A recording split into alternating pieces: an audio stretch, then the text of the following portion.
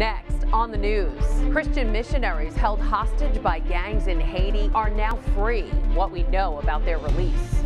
This Christmas, people are saying, leave the Santa, I'm taking the angel. And one Brooklyn business has the numbers to back it up. I'm Jessica Easthope. That story's ahead. Plus, more powerful storms wreaking havoc. This time, the Midwest is slammed, just as the heartland is beginning the long road to recovery. Would you like to buy I like chicken. Students at the Mary Lewis Academy in Jamaica Estates are spreading Christmas joy and raising money for a very special cause. I'm Christine Persichetti. Currents News starts right now.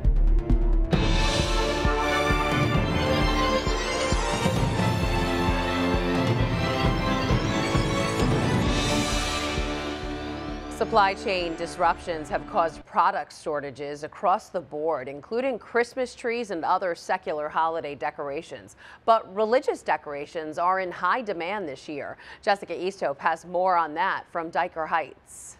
And this is the last one we sold out of her. You'd never guess it, but at JJ's Christmas trees, this is what an empty store looks like. Supply chain issues put a kink in their inventory. That'll be it. But sales are up.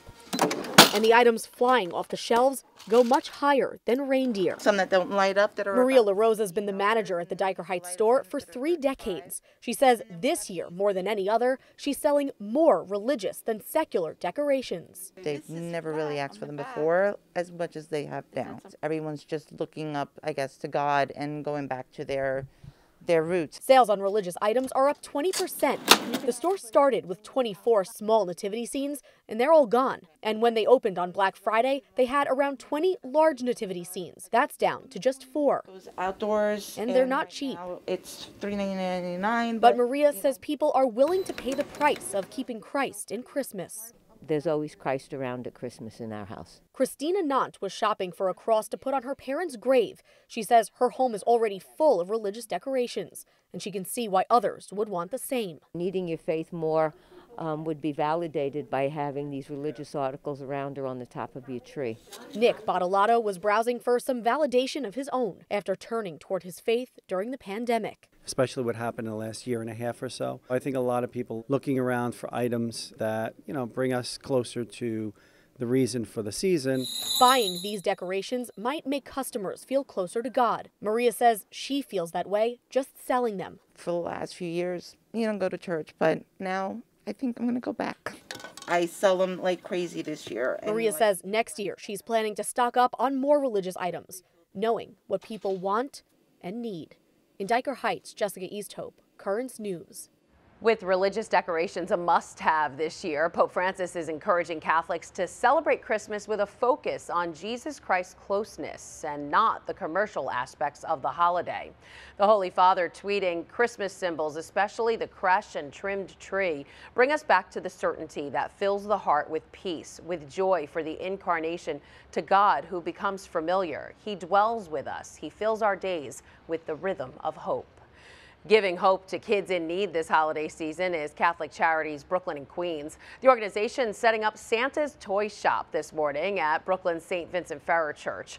Families in need picked out toys for their tiny tots as well as some non-perishable food items. New York Project Hope counselors were also on site to offer free emotional support aid. Catholic Charities will be holding a second toy drive in Queens next Tuesday. The shop will be at Our Lady of Angeles Church in Rego Park from 9:30 a.m. to 5 p.m. and RSVP is required. So if you're interested, just go to ccbq.org. The tablet newspaper is also looking to help kids this holiday season with their Bright Christmas campaign and a happy milestone in their efforts. They've now met their total from last year of more than $106,000, but they're not quite at their goal yet. The paper is hoping to raise $115,000 to make sure every kid in the diocese has a gift this Christmas season. So if you'd like to donate to the Bright Christmas Fund, just head online to thetablet.org and click on Bright Christmas, or if you're a subscriber to the paper, just fill out the slip provided inside. Make sure your check is made out to the Bright Christmas Fund and mail it to Bright Christmas LB number 2118, second line, P.O. Box 95,000. That's in Philadelphia with the zip code 19195.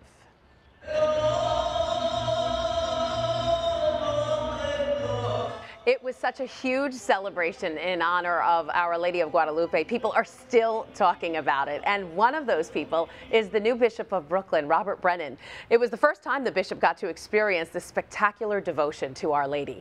Bishop Brennan joins us now to chat about it. And Bishop, hundreds of people filled the Co-Cathedral of St. Joseph and the streets around it. And you helped light the Guadalupe torch, which was then taken to different parishes throughout the diocese. So have you ever seen anything like this? Well, it was great to see so many people there. I mean, that was amazing. The torch and the runners, that was a new element. But the celebration of Our Lady of Guadalupe is beloved by so many, certainly in Mexico, but has caught on in a big way here in the United States, largely among the Mexican-American communities, but really it goes across the board. So it was quite impressive, quite impressive. And now I know a big part of your mission as Bishop of Columbus, Ohio, was to minister to the Latino community. From what you saw last weekend, how is the Brooklyn Diocese different? Well, the main thing is it's much larger. I mean, it's in fact, it gets close to a majority, if not in essence a majority. Certainly in the great parts of the diocese, it would be largely Hispanic, and that's a great blessing. It's great to be in the community and just living life with people. There's great love for our Lord. And I know you're still getting to know everyone in the diocese, and you came here when the synod process was ongoing. So tell me about that. Well, the synod process is underway. It's well timed. The parishes have had their sessions, or some of them are still having their sessions. And what'll happen is each parish will then send 2 representatives to the deanery. And so we started doing that this week. Were my first experiences with the deanery sessions. And so we're getting the feedback, and it's great for me to hear from people. But that's accompanied by visits geographically to each of the regions, so we call them deaneries. So it's a chance for me to meet with our priest. I had a chance to have dinner, to talk with them. So far I've been to 2 of them, one in Queens and the other now in Brooklyn. And so each pastor goes around, I get a sense of what the parish is like, what the geography is like. I see how the parishes interact with each other. I'm learning a lot through that experience and getting to know some of our priests. But then the idea will be to have Mass. And when we go into those sessions, we want to be able to invite everybody from those deaneries to the Mass. It's a chance for us to encounter each other, and then so that I can get to meet a lot of people. People can get to meet me a little bit, and then we can help each other to see Jesus. Diocese of Brooklyn Bishop Robert Brennan, thanks so much for joining us today. And thank you to all of you. I wish you a great week of Advent. These are exciting days. We start to focus in on our Lord's birth. God bless you. Hispanic parishioners say they're also excited about the synod process, especially after sitting down with Bishop Brennan. The Bishop of Brooklyn participated in his first event with the Hispanic community last week, a listening session that discussed companionship, listening, co-responsibility in the mission of the church, and interreligious dialogue. Parishioners came out of the meeting with a positive feeling, saying, "We see that Bishop Brennan wants to know us and he wants to hear us." You can read that story and more in this week's tablet. Just go to your local church to pick up the paper. To get future editions delivered right to your mailbox, head over to thetablet.org and subscribe. Turning now to some good news out of Haiti. The remaining 12 Christian missionaries being held hostage there have now been released. Matt Rivers reports with the latest. We know that the remaining hostages, this is a group of missionaries, 17 missionaries, were kidnapped exactly 2 months ago to the day here, rather in a suburb just outside of Port-au-Prince. 12 of those 17 missionaries, the 12 that had still been being held captive after other missionaries were released over the last month or so, the remaining 12 have now been released, according to the country's justice minister. the remaining 12 missionaries, they were released in an area south of Port-au-Prince, not in an area known to be controlled by this particular gang, 400 Mawozo, which is the gang that authorities say was responsible for this kidnapping. The remaining 12 were released around 5 a.m. local time, according to our source, and they were actually found by members of this community in this neighborhood south of Port-au-Prince, where they were released. The people, the locals who saw this group of missionaries just wandering around their neighborhood alerted authorities to the fact that they had been released. The conditions of their release were not yet sure, whether a ransom was paid, exactly how they were let go, why they were let go. That was Matt Rivers reporting the gang made an initial ransom demand in October of $1 million per hostage, but it's not known the exact circumstances around their release. Police are searching for a man accused of a hate-filled vandalism spree in Lower Manhattan. On Monday, video captured a man drawing a swastika on a pillar at City Hall. On Tuesday, the same man spray-painted a swastika on the Charging Bull statue. Governor Kathy Hochul says she is outraged by this crime and has directed state police to assist the NYPD in finding the suspect. The highest court in the land has sent the Texas abortion law down to the lower courts. Justice Neil Gorsuch saying the 5th U.S. Circuit Court of Appeals should handle the next steps of litigation for the state's 6-week abortion ban. That court previously allowed the law to remain on the books and is likely to now send the case to the Texas Supreme Court. That whole process will likely take months.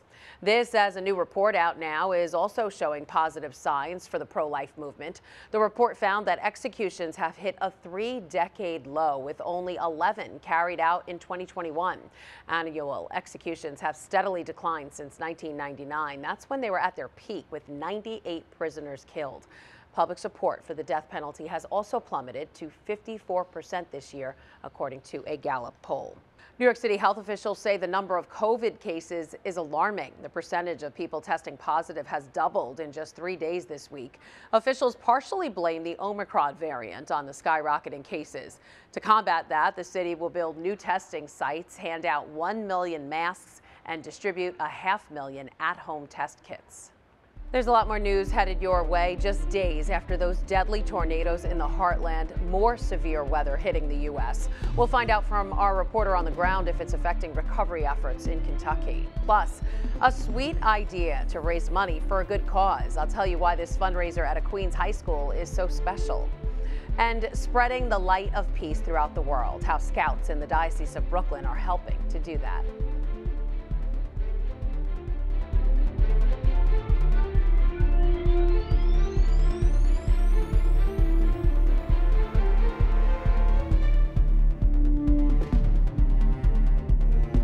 There are now some big changes to the Tablet website. You can get personalized access to the Catholic news you value. Sign up for free at thetablet.org.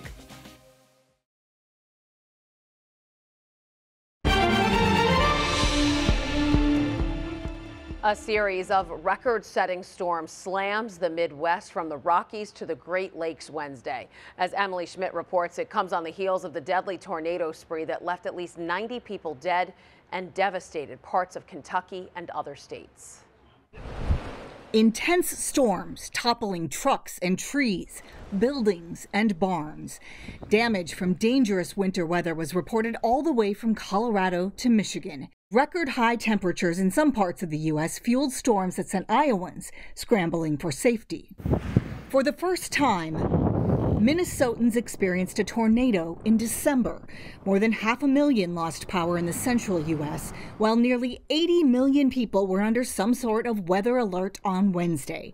In Denver, flights delayed. Santa Fe's regional airport damaged. This is the first time that since I've been here that we've had this kind of extensive damage, especially to aircraft. All this damage following Friday's 8-state tornado outbreak. When you see this on television, it's not the same as physically being here and looking at the path of destruction that this tornado has made. The National Weather Service upgraded one of last weekend's tornadoes to EF4 with peak winds of 190 miles per hour. Now more help is needed in more places as they deal with the mess that's left behind when weather records break. Emily Schmidt, Currents News. Kentucky was spared from those storms. Since the tornadoes last week, the Bluegrass state has been mostly dry. This has allowed storm crews to conduct damage assessments as well as let families and first responders begin the cleanup process. But rain and thunderstorms are in the forecast today. John Lavenberg, the national correspondent for the Tablet and Crux, is in Bowling Green, Kentucky now to tell us about it. And John, you actually experienced some of that rain earlier today. You said it even shocked you since it was coming down pretty hard. What are people there saying about the forecast? Yeah, Christine, I did experience it just a little bit earlier today. You know, it's been kind of on and off today. It's the expectation that it's going to get pretty bad, but the last few days were really clear here, were really dry. So the good thing is, past few days, a lot of people were able to patch up roofs, move a lot of debris, do a lot of the necessary things that they needed to do. So this afternoon, a lot of that work is still taking place, but I could see it earlier today that as the rain started to pick up, you know, like I said, it's been on and off, but people already had to, you know, stop working, go in their cars, wait it out, come back out, things like that. So a lot of people are going to try and work through that rain, but they're going to have to stop if it continues to get even worse. Ugh, so annoying. You witnessed some of those cleanup efforts. I know you joined a group of nuns who made it their mission to help when disaster strikes. Tell us about them. Yeah, so I was with the Sisters of Charity out of Nazareth, Kentucky, and so they have a whole disaster relief operation. So this isn't anything new to them. I mean, they haven't seen something quite like this, but disaster relief is something they've been doing for a number of years now. So they're out here in Kentucky, and they've been going to different places. They were at farms, smaller places that haven't gotten a lot of attention, helping families clean up debris and things like that. So I was with them at a house today where a woman, she was in her home when the tornado hit. Her garage came down, holes in her roof that have since been patched, but they were just there sawing up trees, getting her driveway cleared up, and just helping her out. And you know, she was very emotional and thankful for the help, and they did a lot for her, and they gave her $300 in gift cards to help her get on her feet, just as a little, just as some money to help her out a little bit. So that's what they've kind of been doing there, and then around different parts of Kentucky. Wow, that's amazing. How do they find the people that they're helping down there? So, you know, how it happened was in Campbellville, you know, they just really go where the need is and where they're directed. So in Campbellville, a pastor led them to these different farms that needed the assistance. So sometimes that's how they do it. But when they're in Bowling Green, which is where I am now, right behind me, they came here. This is kind of a disaster relief operation the city has set up to direct different volunteers that come into places that need the most help. So it's a combination of those organized efforts. But, you know, as a number of people have said, Sister Luke, who leads these disaster relief efforts for the Sisters of Charity, she just goes where the Spirit takes her. I mean, that's what they say, and it is true. After that first site this morning, she drove to a different one, and we got there, and those individuals said that they were about good with cleanup at the moment. And so Sister Luke hopped back in the truck and said, all right, we're finding the next one wherever the Spirit takes me, wherever we're going. And so that's kind of how she does it. But I mean, she sees a need, she stops, and she meets the need. So wonderful to hear that. John Lavenberg, national correspondent for the Tablet and Crux. Thanks for checking in, and we'll talk to you again tomorrow. Thank you, Christine. If you'd like to lend a helping hand to those affected by the tornadoes, just go to owensboroughdiocese.org/give and make sure to click on Tornado Relief Catholic Charities for the donation destination. And stay with Currents News and the Tablet newspaper for continuing coverage of this tornado tragedy. The national correspondent for the Tablet and Crux, John Lavenberg, will be in Kentucky all week with exclusive reports about how the church and its people are picking up the pieces of their lives. And another story of giving to those in need, this time in Queens. Students at the Mary Lewis Academy in Jamaica Estates are raising money for an important cause while spreading some Christmas cheer. And for me, it's personal. The bell rings and they make a beeline to the cafeteria. The table is set. And the sugary treats attract a crowd. Would you like to buy I like two candy canes, yes. Okay. Members of the Mary Lewis Academy's Service Learning and Leadership Program selling candygrams during lunch. We go really crazy for Christmas over here, and so it's super fun getting to do something in the Christmas spirit. And in the spirit of giving, this junior had a pretty sweet idea. Donate the money to find a cure for hydrocephalus. We're raising money because my younger cousin Logan has hydrocephalus. Here's where it gets personal for me. Madison Persichetti is my niece, and she's talking about my 10-year-old son Logan, who was born with this condition, where fluid builds up in the brain, putting pressure on it. For the past 10 years, our family has taken part in the Long Island Walk to End Hydrocephalus. So Madison wanted to get her TMLA family involved too, to raise money and spread awareness. A lot of my friends have no idea what it is, and I explain to them, and then they're like, oh, I didn't even know that. And once they realize like how serious it could be, they always want to help out, which is why it's been such a great thing here. So a lot of people are getting involved to help. You want to try it? Yeah. It's just one of the projects the students in this program are sinking their teeth into. At the heart of it is volunteer work and learning about the issues that exist in our world and trying to figure out a positive change that these students can make in our world and our community. Like when they planted grass at Rockaway Beach to help revive the ecosystem there, or when they helped at the Our Children food pantry in Astoria. I think everyone knows that there's need in the community, but you don't really know how much or what it looks like until you get involved. According to the Hydrocephalus Association, 1 in every 500 babies is born with this condition in the U.S. Others can develop it later. And every 15 minutes, someone has brain surgery because of it. The students are hoping to raise about $500 for the walk, and I thank them. It's an annual tradition. A flame of light from the grotto in Bethlehem's Church of the Nativity has arrived in America. Parishioners at Immaculate Heart of Mary Catholic Church in Windsor Terrace light a lantern using a flame transferred from the International Peace Light. It arrived at JFK this weekend. Now Boy Scouts, Girl Scouts, and other volunteers will carry the light across North America, bringing it to churches, hospitals, and other venues. Still to come on Currents News, Pope Francis is celebrating his 85th birthday tomorrow. We'll share some surprising facts about the Holy Father's life from before he was Pope. Do you have a story idea or want to share a tip? Email us at newstips@desalesmedia.org or call our 24-hour number, 718-517-3122. We'll be right back.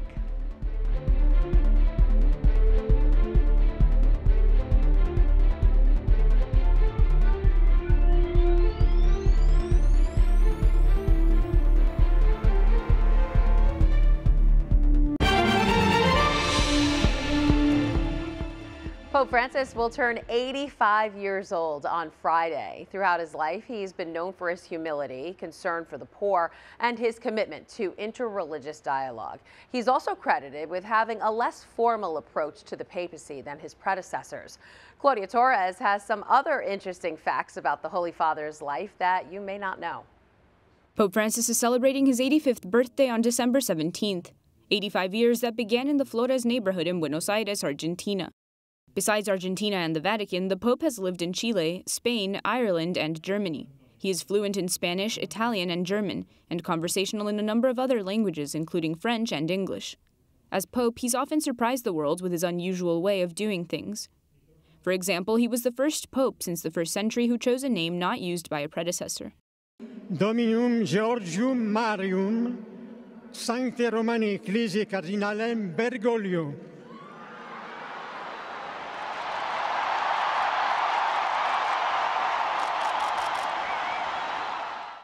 And during his first Holy Thursday celebration as pontiff, Pope Francis made headlines when he celebrated it with inmates at a prison in Rome. But for him, it was nothing new. Already in Argentina, he had made it his custom to celebrate the washing of feet in places like jails, hospitals, retirement homes, and slums. But before becoming Pope Francis, Jorge Bergoglio held a number of very different jobs, from a bouncer at a club to a chemist in a lab. In fact, when he was younger, he had a very different idea for his future. E adesso è cambiata l'idea, ovviamente, ma la tua domanda, quando era piccolo, io pensavo diventare un macellaio, mi piacerebbe. A butcher, wow. That was Claudia Torres reporting. Pope Francis once described birthdays as an occasion in which to remember all that God has done for us, saying that memory is an aspect of life and that it is a great misfortune to lose it. And that is Currents News. I'm Christine Persichetti. Thank you for joining us because we are putting your faith in the news. Hope to see you again next time.